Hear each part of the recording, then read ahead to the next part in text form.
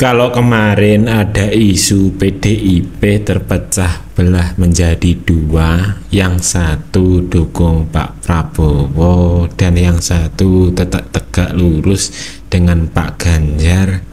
Nah, ini ada cerita lucu dari Pak Bambang Pacul. Yang Pak Bambang Pacul itu memang tegak lurus dengan Bu Megawati dan PDIP. Tetapi hubungannya dengan Pak Prabowo ini sangat menarik, dan ketika mengunjungi pendopo Pak Prabowo, canda tawanya dengan Pak Prabowo ini juga sangat lucu. Jadi apakah mungkin Pak Bambang Pacul ini diam-diam mendukung Pak Prabowo? Mari simak videonya. Kan gitu Ya. Kalau bicara lulusnya hidup, mohon izin, sebagai orang Jawa, kita juga punya ukuran. Ketika Diko nanti meninggal dunia, itu ada ukurannya. Berarti hidup kamu itu lulus. Lulusmu itu lulus nilai C, B, A, atau cum laude. Ada.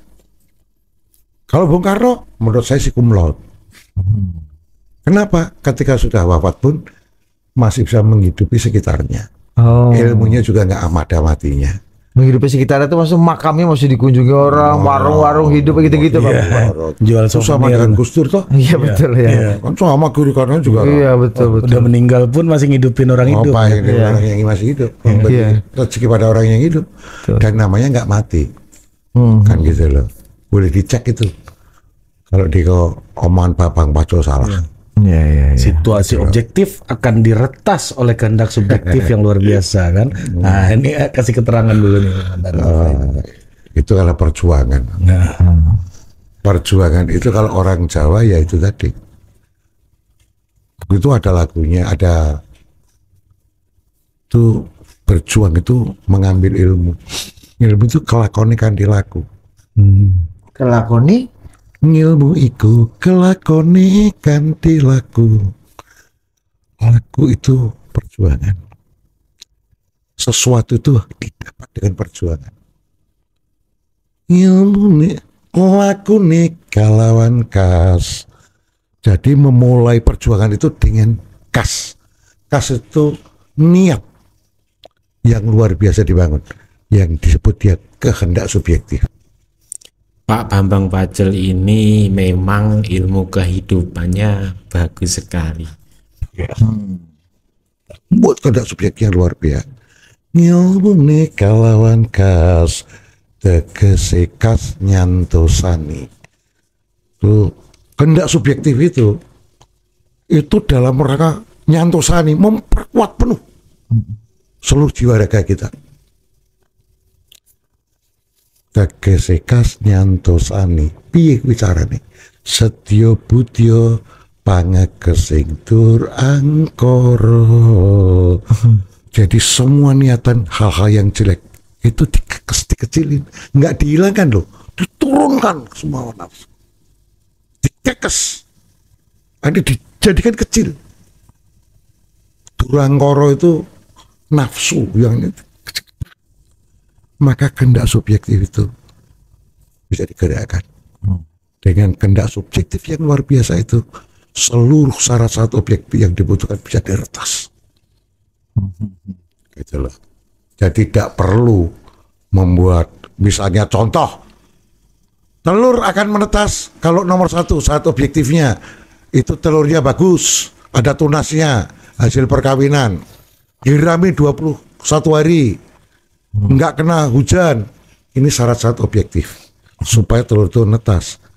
Tapi dengan kehendak subjektif luar biasa dijadikan alat penetas telur. bisa Semua syarat-syarat itu hilang semua. Bisa diengineer dengan ilmu tadi. ya itulah ilmu pengetahuan dan itulah. pembawaan diri. Iya. Itu Termasuk betul-betul. itu yang disampaikan.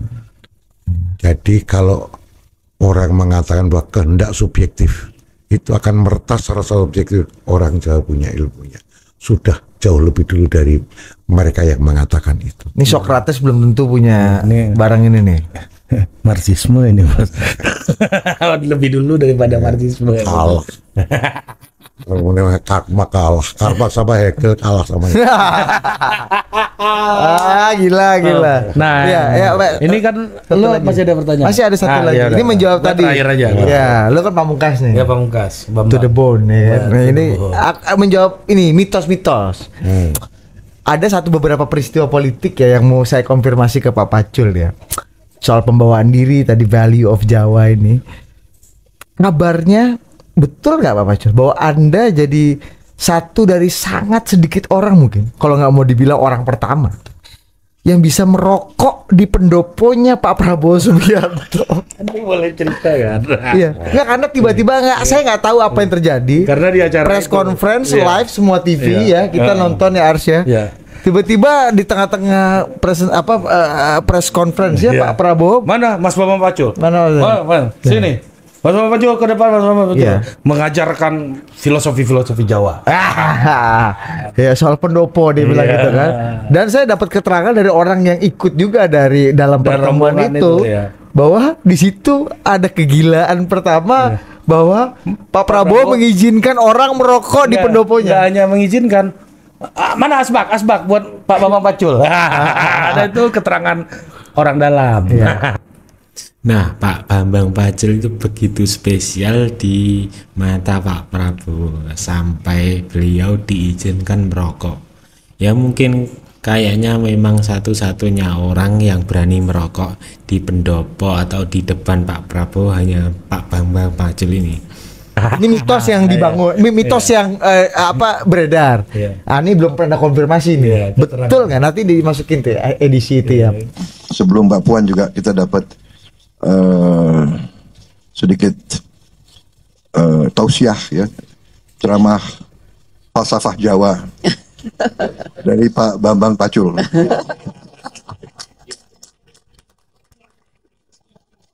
Nama di belakang, depan dong. Jadi ya, beliau mengupas tentang pendopo dan sebagainya. Pak Dihyo ya. Keterangan orang dalam. Ini coba kasih dulu. Seperti cerita Bung Karno, Mas Bambang Pacul di podcast kita yang sebelumnya. Oh iya, ini harus diomongin lagi Ketemu tuh. Castro ini kan cerita. Soal kencing di ladang tebu ini kan. Tahun 60 itu. Nah, coba Pak Pacul. Nah, soal pendopo dulu nih Pak Pacul. Katanya Anda sakti betul samping merokok di pendoponya Pak Prabowo. Saya lupa ingat, tetapi itu kejadian ada. Saksinya banyak, ada dari Gerindra itu ada Pak Musani. Jadi ceritanya adalah ketika Mbak Puan mau ke sono, kami tim advance Oh, datang lebih dulu. datang lebih dulu. Kami ini siapa aja nih?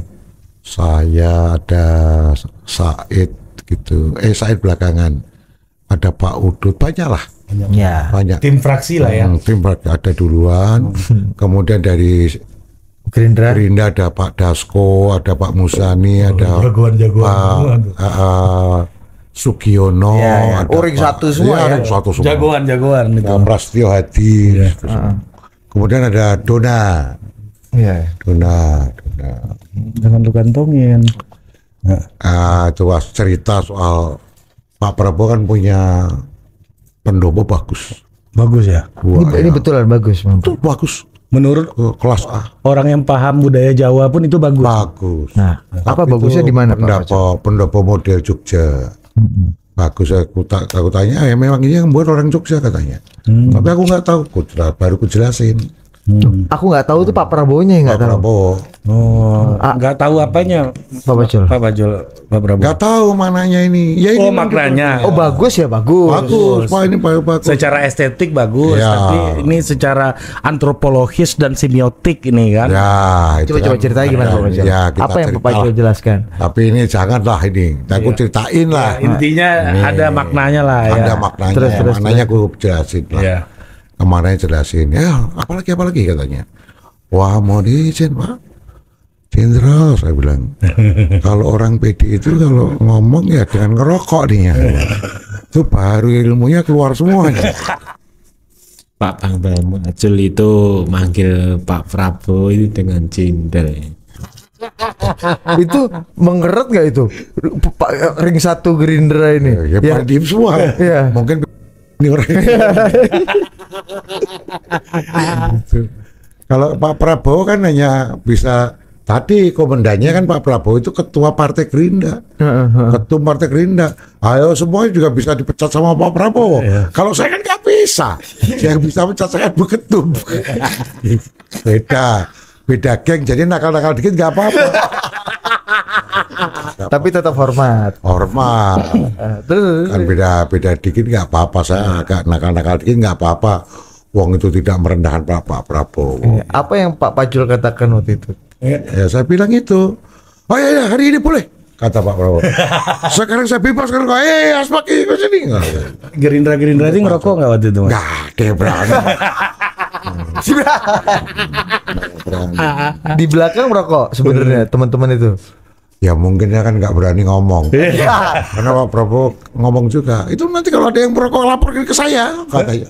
Wah merokok tuh kalau di luar sana. Oh lapor ke aku. Tuh. Padahal kebayang suasananya itu.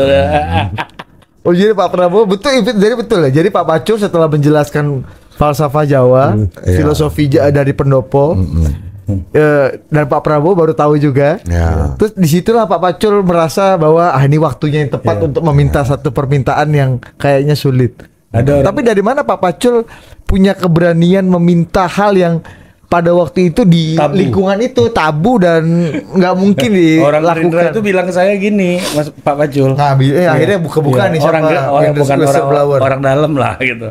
Bambang Pacul gila bos, ngerokok. Mitos itu. Iya. Nah, risiko maksimumnya apa? Kan ditolak. Iya, balik lagi teori lagi. Iya. Kan cuma ditolak. Di sini nggak boleh ngerokok Pacul. Siap. Ini kewenangan Pak Jenderal kan gitu aja. Ini daerah teritori Pak Jenderal Iya, gitu ya. kan gitu. Ya nggak apa-apa toh. Gitu loh. Hidup kan harus berani ambil risiko terberat. Katanya di sekitar Mbak Puan sama Bu Mega juga nggak boleh ngerokok ya. Ya kita pasti harus tahu diri kan. Kalau itu kan internal. Iya, internal. Pemecatan bisa terjadi langsung dan sepihak, ya kan? Pak Pacul ya. Nggak bisa nego. Kalau yang Pak Jenderal kan harus lompat pagar dulu kalau memecat bisa. Pak Pacul kan. Ya, risiko maksimalnya kalau di sana Ditolak. Ditolak. Kalau di sini Kalau Dipecat. di sini kan bisa 1 lembar surat. Tapi mas kita bos.